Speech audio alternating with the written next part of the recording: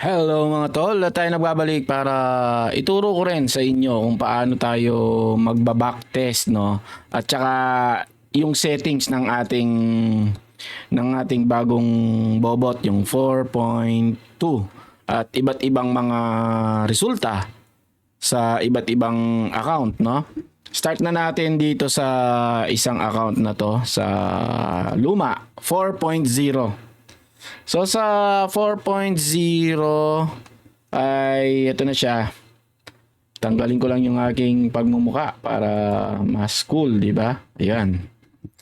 So ito yung resulta ng ating 4.0 at mukhang bumalik siya, no? Ayan, hindi niya na-hit yung TP. At meron siyang floating na na $30 profit. Running profit na yan, no? Kaya lang ito, bumagsak siya. Siguro aakyat ulit mamaya. Not sure. Ito yung 4.0. Okay, yung lumang natin, yung lumang version natin. Tapos ito yung settings niya. Settings, yan 40 yung TP, 25 naman sa SL, pero naka-off yung cell ko. Naka-off yung cell ko, tapos 75, 300, yan yung settings natin, no?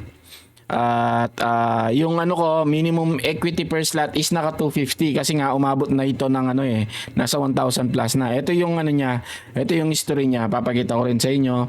At kumita na rin ito ng 634. At siyempre may mga SL yan. Kung nakikita nyo naman, may mga SL pero profit pa rin. Kikita nyo to itong history niya. Ayan siya, no? Yun yung settings na pinakita ko sa inyo. 4.0 to. At ito nga kanina, ngayong 2, no? Pagkagising ko, meron na siyang dalawang TP na $40. So, yun yung settings niya. 4.0 ito. Ngayon, balik tayo sa sa luma, ay sa bagong settings, no? Ito na yung actual as of this moment, no. Inedit na natin yung natin kasi ito yung overall na test natin na ayos. Mukhang natipi na, oh. Wala na yung niya, running profit. So, yung ida-download ninyo ngayon as of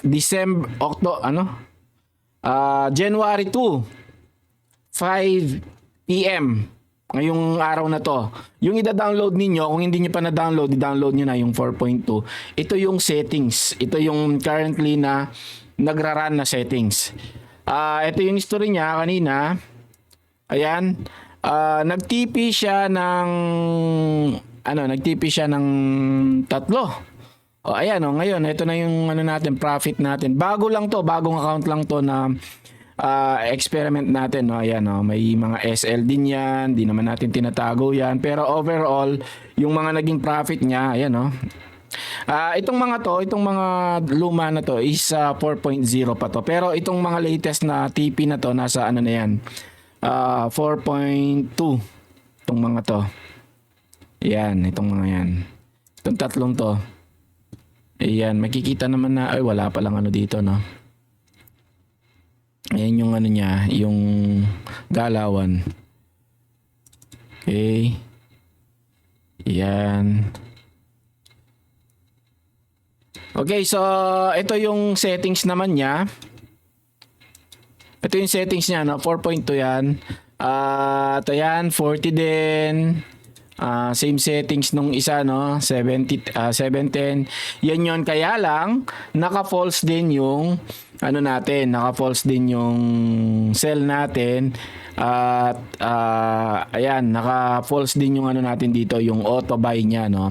So parang ito lang yung gumagana natin dito, buy lang. Buy lang tayo dito at pag bumagsak, paano naman kung bumagsak, di ba? Hindi siya magse-sell kasi nga naka-false na to. Tapos naka-false din tayo. At bibili ba siya pagka yung trend natin sa 5 minutes ay sell. Hindi siya magbabay kasi naka-on yung filter niya.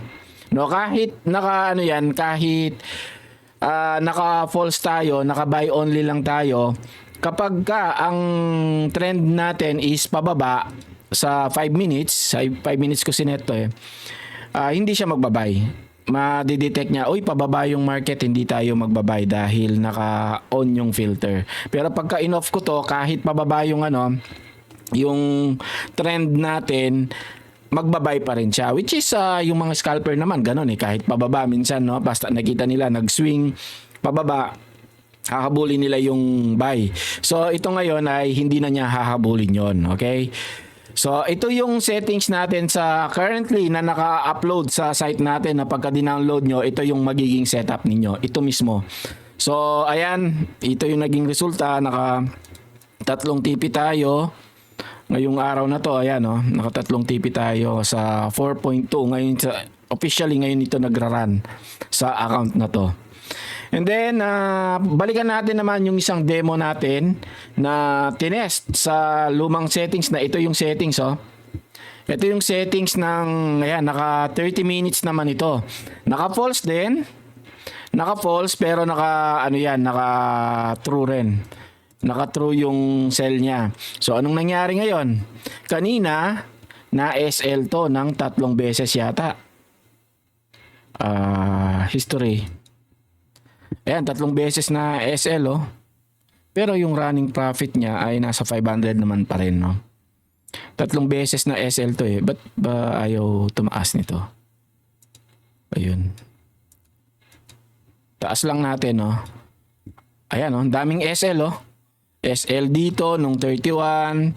Ito naman, profit, TSL yan, TSL. Tapos ito, mga SL. Ayan, sunod-sunod yung SL nung nung ganyang settings, no. Ito kaya nga pinalitan natin ng 5 minutes to kasi nga paakyat na yung market, nagse-sell pa siya, no. Pang to pang malawakan yung pangmalawakan yung SL. Hindi siya nababagay sa 15 kasi pagka naka 30 minutes tayo,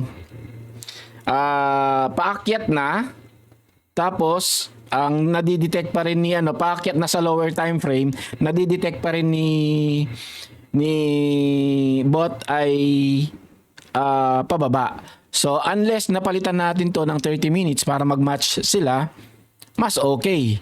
Yan, mas okay sana kung 30 minutes to. Pero naka 5 minutes dito, binabase niya yung signal sa 5 minutes na sinasabi naman dito ay pababa pa rin. Kahit sa 5 minutes ay paakyat na.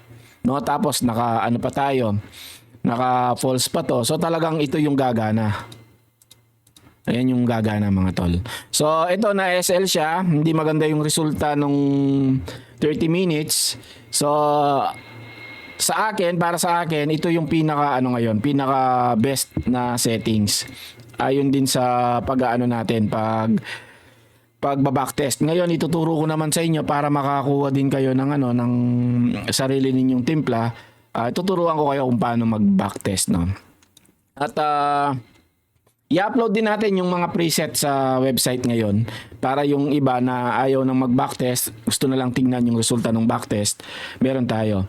So magba-backtest tayo ngayon. Ang gagawin natin is iba-backtest natin itong 4.2 na ganito yung settings. As it is, wala na tayong papalitan. So ang gagawin natin pagka magba-backtest tayo, Control R lang or punta lang kayo dito sa sa view, tapos yung strategy tester. Ito. Punta kayo sa view tapos strategy tester. Ito, or Control R. Pagka kinontrol R mo, ayan, lilitaw na yan. So ito na yung resulta nung tinest natin ngayong December, December, hindi ka talo pero ito lang yung kinita mo. Ngayon, i-test natin siya sa November naman. Kung nag-start ka ng November, sa 2 months, paiba-iba kasi rin yung market, no? I-start natin yan. Yan, hintayin lang natin to, no? Tapos, ituturo ko na sa inyo yung mga parameters. Ito, pagka November naman yung sinimulan natin, ito yung magiging resulta niya. Ayan, no. Yung inputs niya, as it is yan, kung ano yung pagkaka-download mo. Tapos, make sure na maglagay kayo ng value dito sa license, no. Since backtest lang yan, anything na ilalagay ninyo dito is valid. Okay, backtest natin sa November to December. Ito yung magiging profit mo. At napakababa lang ng niya, napakababa lang din ng kanyang drawdown, no. Okay na to yung 34%, tapos yan At ayun, wala siyang sell kasi nga as it is yung inano natin, binaktest natin. So balikan natin, pagka magba-backtest kayo, ito yung mga parameters, yung pangalan ng bot, ito no, kunwari ito 4.2, tapos time frame ninyo 5 minutes. And ano rin yung date ninyo, kunwari date balik natin sa January no, January 1, tapos December 31, itong buong taon na to. At maganda, ilalagay niya zero latency, ideal. Tapos sinet ko na lang ito sa 500 kasi madalas 500 yung 500 yung mga natin, no, users natin. Pero pwede mong iset yan ng 1,000 or 2,000. Dito lang tayo sa 500. At every tick based on real ticks dapat. Yan yung modeling natin. Every tick based on real ticks. Make sure na yung input ninyo ay may ilagay kayong value dun sa license natin. Okay, ngayon itetest natin, no? January 1 to 12. Ang gagawin nyo lang is i-click itong start dito sa dulo. Yan, start natin at hintayin nyo lang. Unang gagawin niyan, pagka magi-start kayo, i-load niya yung yung chart nyo, i-download niya. Tapos pagka na-download na, doon pa lang magi-start ng pagte-test. So, pagka first time ninyo, tiyaga. So, ayan, hintayin lang natin. At nakikita nyo naman yung progress, no? Ayan, iba-iba yung magiging resulta nito per month. Siyempre, depende rin sa pag-i-start nyo. Kaya itong month na to is good month to start para saktong buong taon. Ito ay walang pakialamanan, mga tol. Meaning, niran natin, no? Walang pakialamanan dito. Nakaran lang, walang TP, walang as in wala. Iniwan mo lang na nakaran. Ayan, hintayin natin at tingnan natin kung magkano yung magiging magiging pera mo, magiging equity mo pagkatapos ng taon. Kung in-start natin to ng January kasi naman yan real ticks naman yan. Kung ano yung nasa chart, yun din yung ibibigay ng natin, broker natin. At kung in-start mo nung January 1 at tinapos mo ngayong taon na to, which is impossible kasi November lang tayo, November lang natin sinimulan tong bot. Ayan, hintayin natin, no? Medyo pasensya na kung magulo akong mag-explain. Alam niyo naman, di tayo sanay sa mga ganitong explain. More on NFT tayo, mga tol. Ayan, hintayin natin, abangan natin at ito yung magiging resulta niya.